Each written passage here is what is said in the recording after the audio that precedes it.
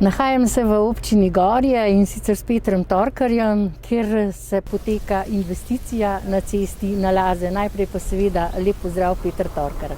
No, tudi vam en lep pozdrav. Res se nahajamo na območju občine Gorje, kjer lahko rečem, da je narava neokrnjena, lepa. So pa seveda tudi tukaj naselje, Laze, zgornje Laze, spodnje Laze in tukaj je območje, ki je bil v preteklosti še pod občino Bled in še prej pod občino Radovljico, majčkeno ostajal zadaj za investicijam. No in v občini Gorje smo smelo načrtovali vse investicije tudi izven, bom rekel, centra občine in dejansko je v letošnjem letu smo začeli, bom rekel, z dopolnjevanjem te infrastrukture, predvsem ustreznost ceste, vodooskrbe, javne razsvetljave. No in trenutno se nahajamo na delu ceste Zgornjih Las, kjer je območje plazovit, je zelo zahteven in glede na to, da gre za nekaj manj kot kilometer dolg odsek, kar sorazmerno visoka investicija, gre za nekaj čez 300 tisoč evrov vredno investicijo, namreč v tem območju in tem delu ceste se predvideva utrjevanje brežin, oporni zidovi, več novo zgrajenih propustov za vodo, za metovorno vodo in pa ne nazadnje tudi želja je bila, da se cesta v celoti tudi nekoliko razširi.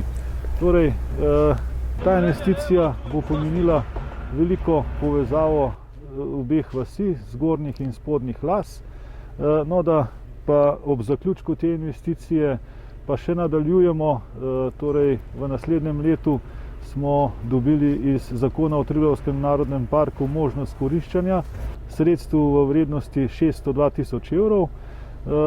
Te sredstva pa bomo porabili za povezavo, bom rekel, ceste od spodnjih in zgornjih Las proti Prnikom in pa ena cesta, torej v dolžini 1350 metrov in pa druga cesta, ki jo bomo izvedli v naslednjem letu, pa je od križišča Laze Mežakle do domačije pri Pavovcu v dolžini 920 metrov.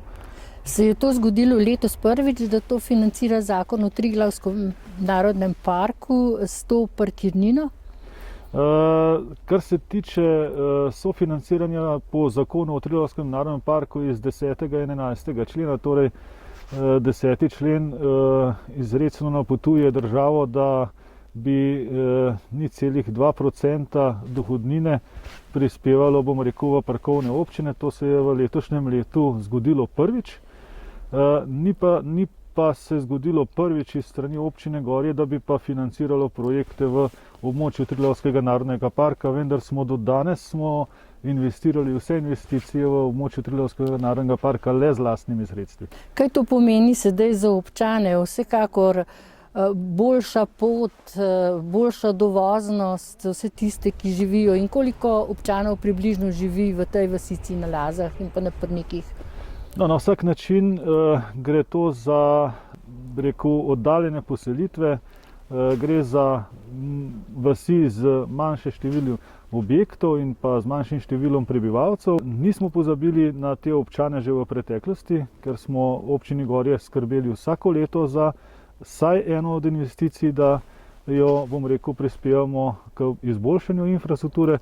No, od letošnjega leta nadalje pa bo ta investicijski potencial, ki bo prišel iz državnega proračuna po zakonu o Triglavskem narodnem parku v občino Gorje, pa bomo definitivno lahko poskrbeli za občane, ki živijo v območju Triglavskega narodnega parka, precej bolje za, bom rekel, njihovo infrastrukturo, za vzdržnost. Ko pa bodo ta obnovitvena dela do naslednje pomladi zaključena, pa bova prav gotovo še poročala gledalkam in gledalcem ter vašim občanom, kako je vse skupaj potekalo in da je sedaj to vse urejeno in krasen dostop.